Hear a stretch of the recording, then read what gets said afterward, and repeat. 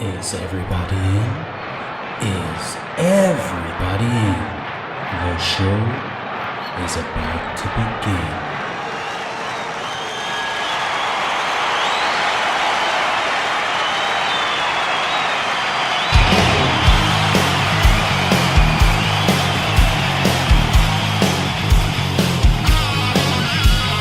Welcome to the podcast, concerts that made us, interviews and stories, tales from the bus. We love taking you back to when it all went down. The greatest live shows and that cheering crowd sound. It's concerts that made us, concertsthatmadeus.com.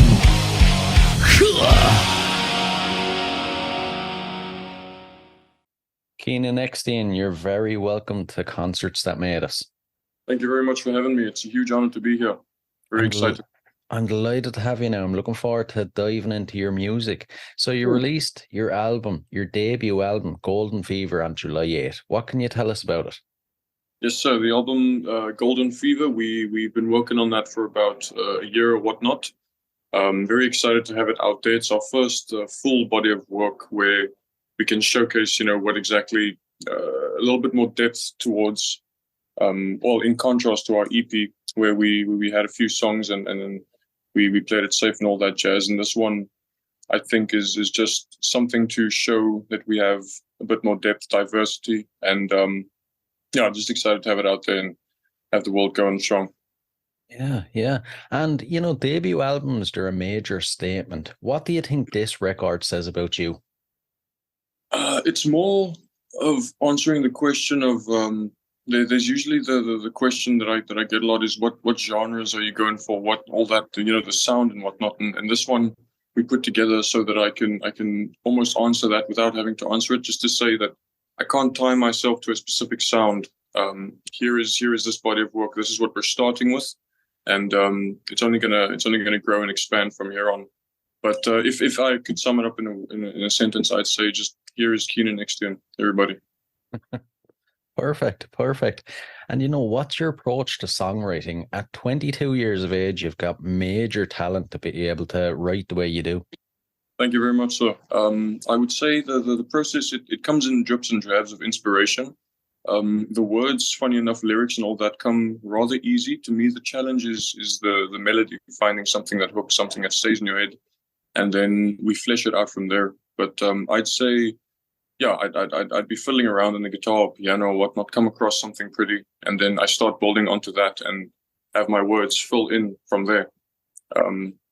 So I'd say, the hardest part to me is melody, and then let the words flow. Find your story. I see. And your voice, it's a very distinctive voice, and it's one of those, I've heard it compared to George Ezra, and I can kind of see it a little bit, the deepness, I think.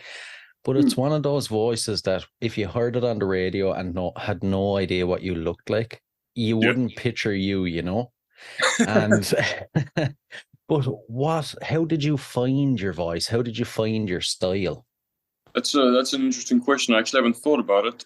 But if I can try and put a finger on it, I'd say because I started out with just playing guitar when I was 11. So my dad taught me some chords and whatnot, and I'd expanded a bit from there. Never had any singing lessons or anything professionally done, but I'd say this might sound strange, but impersonating voices, I've always been rather good with impersonations and whatnot.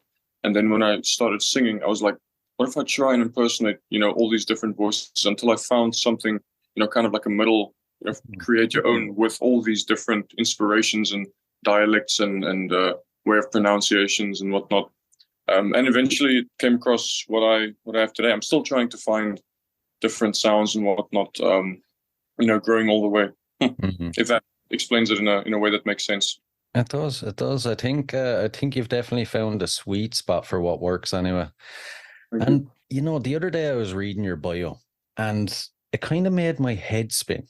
I mean, you've been performing for 2 years. Your track Dixie Clouds has over 100,000 streams. The music video, 410,000 views. You've appeared on the Espresso TV show, and your songs are playlisted on multiple radio stations. It seems like you're on this whirlwind ascent. what does it feel like to you? Is it such a whirlwind?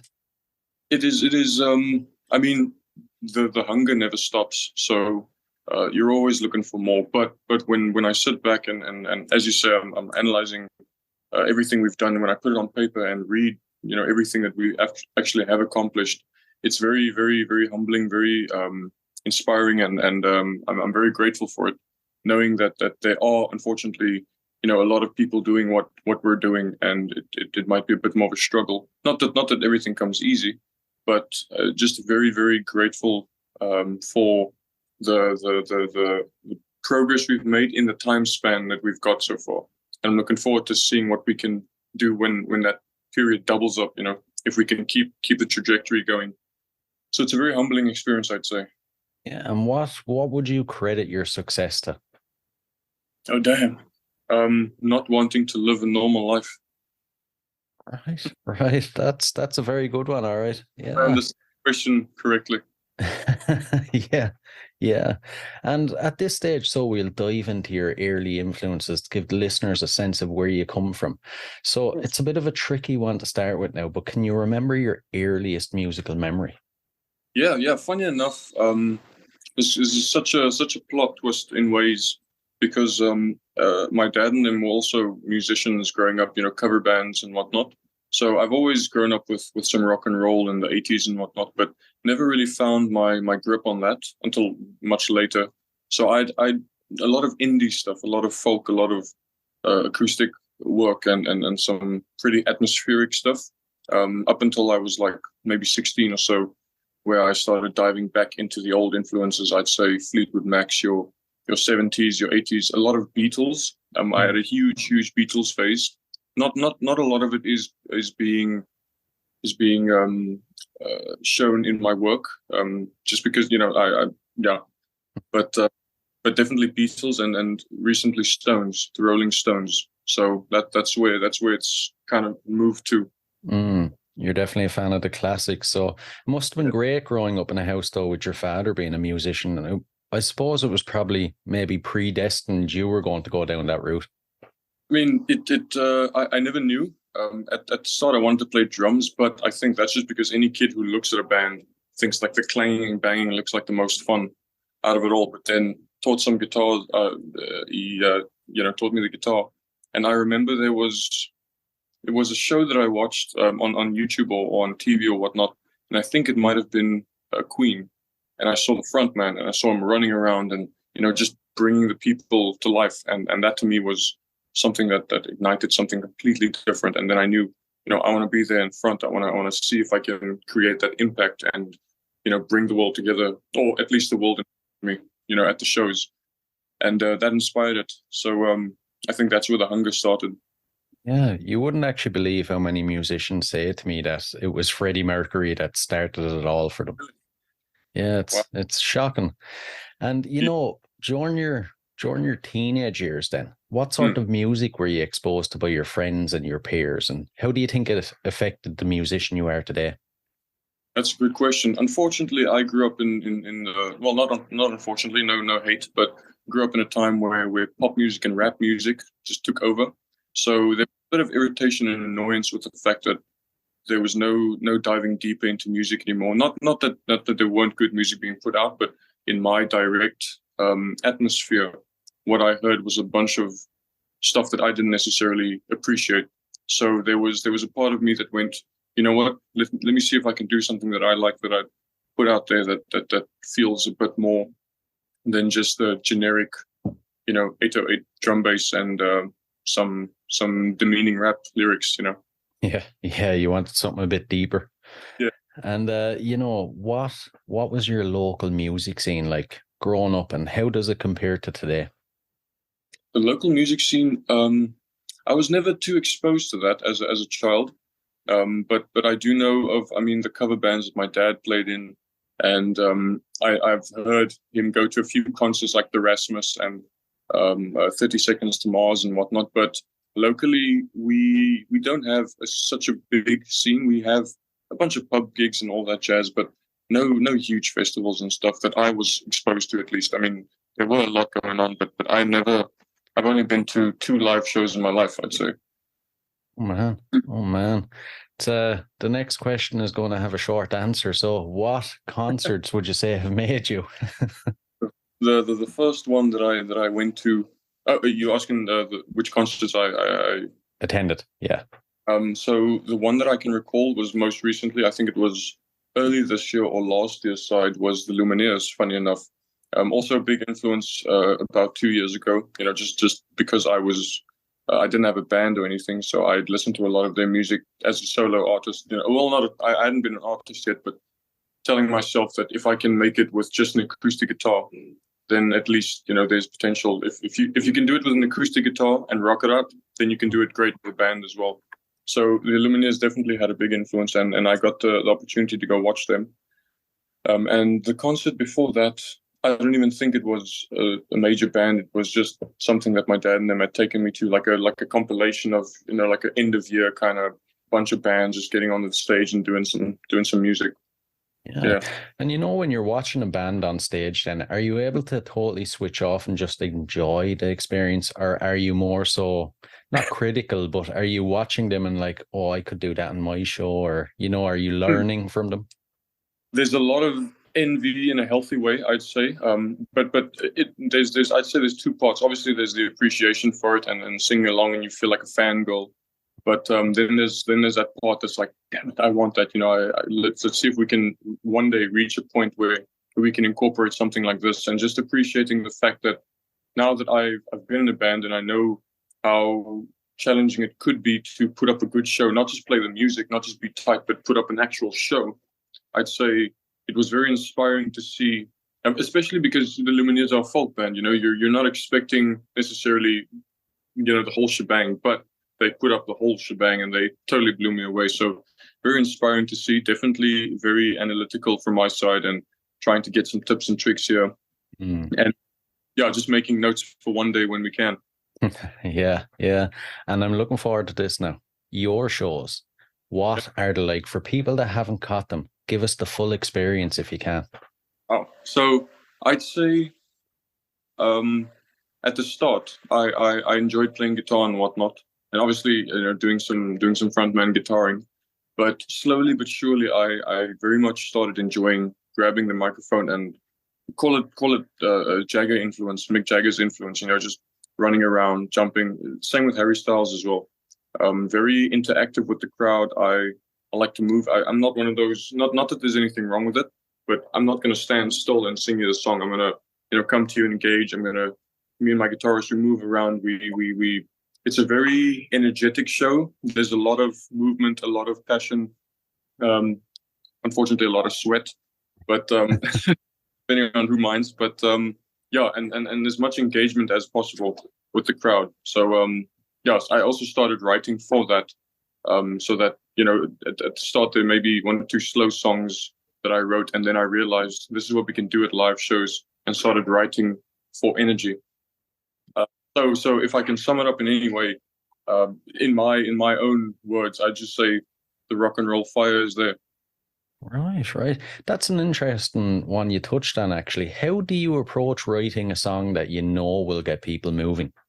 That's interesting. I would have to say it all starts with the BPM, the beat. I'd go, okay, so this feels like it can get people going. You get a do, or however fast you want it. But from there, and then also try and think of what feelings would be felt, and just trying to call it birth something, for lack of a better word, something that would get you going and moving. So bassline important. We've recently started dabbling with electronics as in synth and whatnot, but nothing too far out yet. And just keeping it very. You actually got me in a corner there. I'm not too sure how I approach the music that makes people move, but I just have to say whatever I'd want to see happen, I try and write. Right. Which also have to keep an objective eye, obviously, because you can't just. Well, that has two parts. Music is subjective, but also you got to stay a little bit subjective if you want to write for the masses. Just my opinion. Yeah. No, you're definitely right there. You can't just keep writing music that you only want to listen to. Yeah. Unfortunately, I've seen a handful of artists and whatnot who do that, and it is pretty, it is beautiful. But it could be limiting in terms of just for live show wise, it could be limiting. You know, it's lovely on the record. You can close your eyes, you can listen to it, but you can't necessarily always translate that onto the stage. Yeah. Wouldn't be a very energetic show, I'd imagine. And you know, your showmanship then, as the front man, how do you work on it? I watch others. I try and watch as many people that inspire me as possible. So once again, Mick Jagger, Elvis, funny enough, in his 70s period. And these days, Harry Styles has been a huge influence, just in terms of the production and how he engages, how he dances, how he moves around. It's a very big, it's an inspiration, definitely. Not that I'm trying to be a copycat or whatnot, but you know, you analyze and you see what you can incorporate, or just what energy you can bring to them. But also in the rehearsal room, I'd say when we're working on things, there's certain moments where you can say, oh, I can do that here, I can do that there, where it's clever. And then just trying to have the stamina to sing while doing it all. Yeah. What is it about the 70s Elvis, though? I thought it would have been the 50s Elvis, you know, where he was dancing and more energetic. I'd say the 70s Elvis, where he did those concerts with the leather, you know, those jumpsuits and whatnot, where he's throwing the power on. There's nothing wrong with the 50s, whatnot. I just can't shake my hips like he did.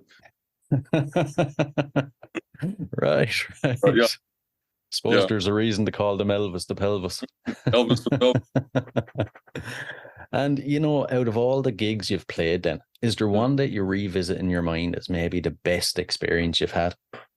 There's been, well, since, okay, so before we reached this point where we are now currently, there was a jam rock show back at home in South Africa. There's a little, well, not a little, but there's a theater called Jam Rock Theater. And that was our first huge stage platform where we were able to play. And I really enjoyed that because we want the energy so much, we want that engagement. It can be very limiting and not discouraging, but a little off-putting when you've got a little space to work with. You know, there's not much moving around and whatnot. So we got the opportunity to play at Jam Rock Theater. And although it's a sit-down venue, it wasn't people standing, not yet at least. It was still one of the most fun we've done, as well as there was one that we played at a little music festival called Some Sundays, where people were standing, and it's an outdoor festival, and we had the opportunity to open for one of the bigger local bands in our country. Mm-hmm. And that was also very, very inspiring, you know, out in the sun, just moving around, big stage as well. And but the main one that stood out to me is now that we've reached the last few days. Was in Hungary, the Veszprém Festival. The Keanan Fest, something like that. I can't pronounce it yet. But biggest crowd I've ever seen, most engaging crowd I've ever seen, most impact we've ever had on a crowd. And just, it was very, very eye-opening, very goosebump inducing. Just something that I think changed my life a little. Mm. Yeah. And, you know, to flip it around without naming names now, is there an experience you've had that you would say is maybe the worst, and how did you deal with it? Yes. So our first European tour we went on was just me doing solo, just me and acoustic guitar. And by then we had just released the EP. So 6 songs we've got out there. By then we hadn't necessarily reached as many streams and all that jazz. So we decided to go through to Europe, which was an amazing experience, but also taking into consideration that being in Europe, being in Europe, knowing that you are not as well known, you got to take the risk and you know, play the game either way. But there was one night at a club where we played at the same night the Rolling Stones played. So only 2-3 people showed up. Oh, man. But nonetheless, I told myself that as heartbreaking as it could be, you got to swallow it up. And those people came to watch you, you know, give them the show of their life so that they don't forget you. So if, you know, it sucks to not see a crowd come to you, but you got to be realistic. You got to realize that, you know, it takes time to make that name, especially if you're going abroad. Yeah, true. Yeah. And at least now you can say you were on stage at the same time as the Rolling Stones. you know. And the tour you mentioned there, it was a 13-stop, 1-month tour of Europe with shows in Germany, France, and Austria. What was it like?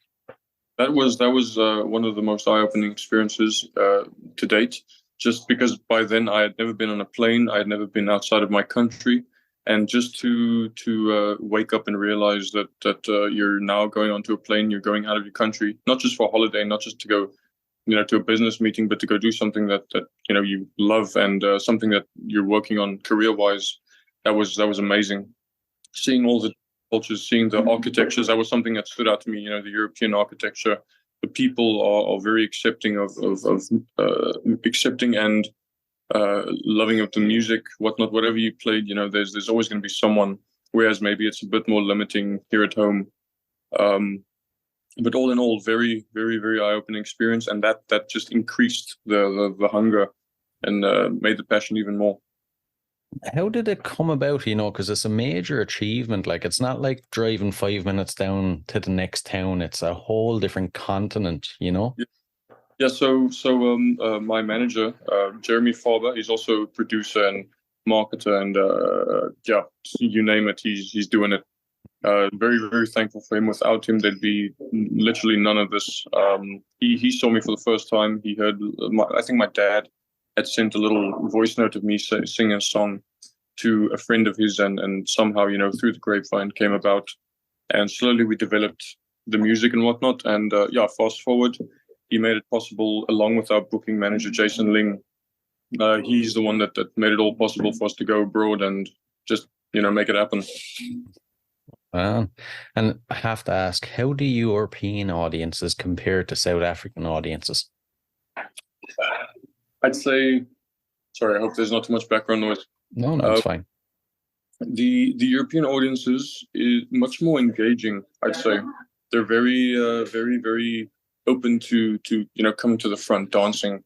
Afterwards, they come to you and not that the South African audience is not, but it's just much more energy, much more excitement.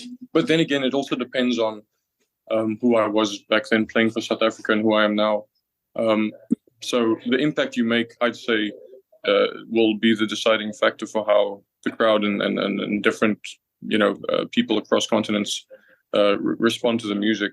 But all in all, I can't say good or bad of either. But there's a certain energy to the European audiences that just is very flattering. Yeah. And venue-wise then, is there much of a difference? I suppose the main one is probably there's more venues. Yes. Unfortunately, we do in Cape Town, where we do stay, there's only a handful of places you can play without becoming the every Thursday night pub gig, Mm-hmm. So it is a bit limiting, but there are still a few that we can nail down. But it's just a matter of finding a route that you can, because now you gotta cycle it out, and you can't just play that same venue the whole time, even though it's great, but it's going to get washed out. So Europe definitely has much more. You travel by train for an hour, and then you've got a whole new town with 10 new clubs. Whereas with South Africa, you've got maybe 10 clubs in Cape Town, and then maybe you've got to go to Joburg for. But so I'd say in back home, the goal would be to try and target as many festivals, because there's one or two going on where you can really make it, but just getting your head in there is a bit difficult due to also not being an Afrikaans artist, the home language we speak. A lot of the big festivals tend to be for Afrikaans, and also a lot of the festivals tend to be, trance and house and electronic music related. So here in Europe, there's just much more opportunity for true, not true music, just rock and roll. There's a lot more. Yeah. And when it comes to showtime, the moments before you go on stage, how do you psych yourself up? Then when you come off stage, how do you calm down? So the psyching up, there's a little bit of physical to it. It's like, jumping around, shaking out the hands. Me and my guitarist occasionally do a push up or two, but it's just that you use the butterflies that come, and you use that adrenaline to feed you, and just checking out the crowd beforehand through the curtain, seeing the excitement building up. But I'd say it starts the week of already. If you know you're playing a gig that Friday, that entire week you're burning to see what's going to happen. So psyching myself up would just be seeing if I can do better than I did at the last show. And show goes on. We do the show, and coming down, the unwinding. I try not to focus on that. I just try and keep that high. Take some pictures if there are people who want to take pictures. Shake some hands, and thank those who come to appreciate it. But just ride the wave for as long as possible until you rest your head to sleep. Right. And you do go to sleep, you wake up the next morning, it's kind of back to reality. How do you deal with that feeling? It's like sometimes it's like it never happened. It's like I can see the pictures. There's some videos. There's proof that it was there, but where's the next one? I've heard that. All right, don't think about the one that's passed. Just look to the next one. Yeah. And when it comes to your career, how do you measure success? That's a difficult one. I'd say in a few different ways. Obviously, realistically, we got to measure it by these days, views and streams and the reaction of the world. But to me personally, if I can just make it to a big stage and play for the world, then I'd have died a happy man. Even if we're not making billions and millions and whatnot, just to be able to play for as big a crowd and make an impact on someone's life. I mean, the other day, now that last show, that Vesprem show that I mentioned to you, we played a show and there was someone that had only started listening to our music a while back, and I saw in the crowd that when the specific song was Golden Fever, actually, we started playing that, she burst out into tears of joy. It was like trembling, shaking, and that to me was a moment where I was like, if I fall down, drop to my face right now and don't wake up, I'm happy. That's worth more than anything else when it comes to your career, I feel. As long as you're touching people like that and getting a response, Yeah. And what are some other items left on your bucket list that you want to achieve when it comes to your career? Definitely a stadium gig. I mean, I'm sure that's something you get a lot. Everyone wants to play a stadium, but just to get out there and see the crowd, it's that and just to produce as much music as we can and feel. Like inspiration comes, let's put it out there. Let's not limit ourselves to anything or anyone. Just to whatever comes up, we want to grab and go for. Right. So, very vague. There's nothing specific that I can pinpoint to, but just going. Gotcha. I gotcha. And say 10, 20 years down, well, you're only 22, so maybe 20 or 30 years down the line, would you like to stay behind the mic, or would you prefer to maybe move behind a desk and go into producing? I wouldn't say that that's something that I wouldn't mind writing a song or two for someone, but I feel kind of selfish in a way. If I'm bringing something to life, I want to put it out there. Just get that appreciation and recognition for the talent that you have. Because for a long time, during school days and whatnot, you'd play music and whatnot, and people wouldn't necessarily bat an eye. So just to know that I'm putting it out there means the world. Someone knows the recognition of it, just to be heard. But I'd definitely say if my voice and my body and still allows it, I'd still want to be behind the mic. But then again, me and my producer do sit behind the desk. So it's not that I don't enjoy the producing side of it. It's just I don't see myself necessarily becoming a guy behind the desk producing for others, unless it's a passion project, unless it's something fun that we're doing, just messing around or whatnot. But officially, I want to stay on that stage. Glad to hear it. Now, your future plans. I know there's a European tour. Lay it all out first. Yeah, so we started on the 17th. We landed up in Frankfurt, and we've got a 11-stop show this time. So we did now 4 days in Vesprem, one for each day, and now we've got Germany, all over Germany left. So we've got Berlin, Munich, and a bunch of little clubs, and there's also 1 or 2 more festivals that we can play, which I'm very grateful for. Like as I said, just having that opportunity to be on a nice platform, very big crowd, engaging. So we're going strong until we return home, and then we're going to try and try and do what we can there as well. You know, as I said, with that cycle, try and get into those festivals and just trying to play as much and release as much as we can to become an earworm. I see. And you know, I feel like this European tour is almost going to become like a yearly thing. Is there any stops that you really would like to hit next time? Realistically, the Budapest Festival. So we've discovered that the people we're playing at with this Veszprém show, they own the Budapest Festival. So there's definitely a hunger. I mean, we'd love to play both again, but there's realistically for now, taking into consideration the growth and the progress and everything, without saying, yeah, give me Glastonbury, which is on the list. But that I'd say the Budapest Festival for next year would definitely be on the list. Nice. Right, at this stage, so we'll dive into the last couple of questions. Everybody gets these, I'm afraid, so you can't get off the podcast till you answer. If you could see any musician or band from history in concert for one night only, who would it be? That's a good one.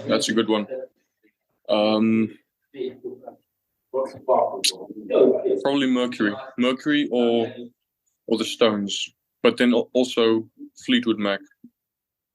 Three of them. Yeah. Not bad. And if you didn't work in the music industry, what would you be doing? That's an interesting one. I try and I always say I'm a man of diversity. so I there's a lot of interests, but also you got to follow the passion. So there was a part of me that thought, maybe you can become a businessman, maybe you can do this and that. But performance is in the blood. So I'd say probably head over to the movies, see if I can make it over there. Not a bad one at all. And this is an odd one now. If you had to spend 24 hours locked in a room with any musician from history, who would it be? That's a nice one. Keith Richards. I like the quickness and the response. I've thought about that for a while. You know, that he looks like he's got a lot of wisdom, a lot of stories to tell.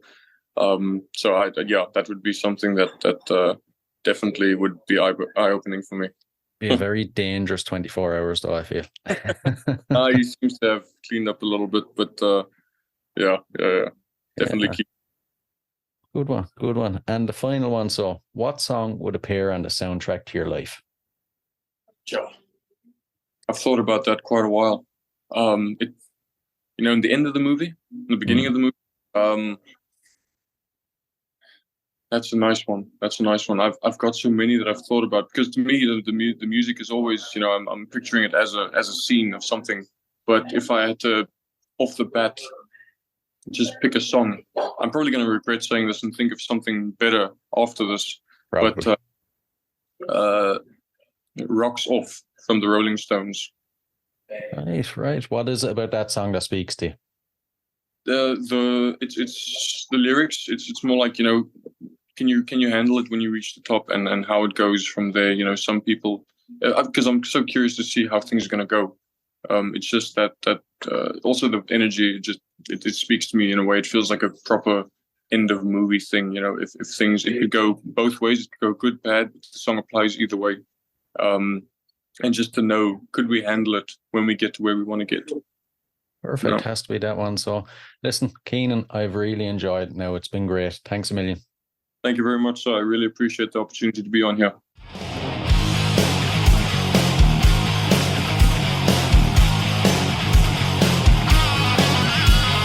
Welcome to the podcast, concerts that made us, interviews and stories, tales from the bus.